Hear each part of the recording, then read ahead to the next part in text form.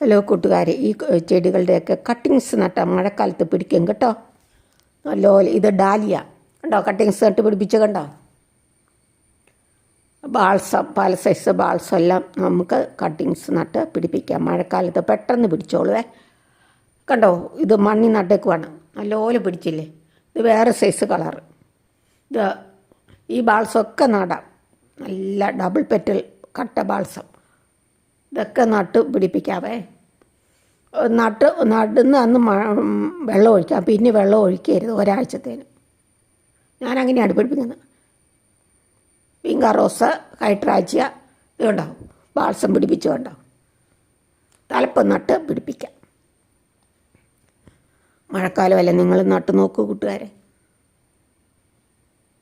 ഈ ബാൾസമൊക്കെയാണ് നട്ടേക്കുന്നത്.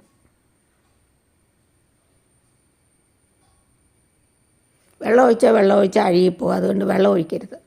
4 ദിവസം കഴിഞ്ഞ് വെള്ളം ഒഴിക്കാം. ഇതുണ്ടോ, ഡാലിയായും ഇങ്ങനെ തലപ്പ് ഞുള്ളി നടാം. ഈ ഡാലിയയുടെ തലപ്പാണ് ഞാൻ ഞുള്ളി നട്ടത്. ഈ ബാൾസം നടുക. ഇതൊക്കെ കാണാൻ എത്ര ഭംഗിയല്ലേ.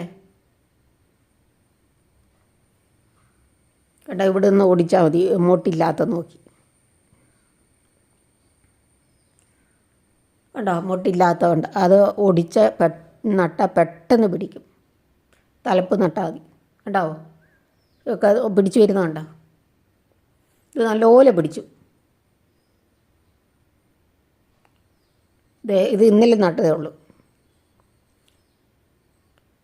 കണ്ടോ, നട്ട വൈകിട്ട് കണ്ടോ. പിന്നെ മഴ പെയ്യുമ്പോൾ അത് ശരിയാവും. ഇപ്പം മഴ പെയ്യുമ്പോൾ തണുപ്പുള്ളതുകൊണ്ടേ കണ്ടോ, അത് പിടിച്ചു വരുന്നുണ്ടോ. ഡബിൾ പെറ്റലാണ്, റോസപ്പൂ പോലെ.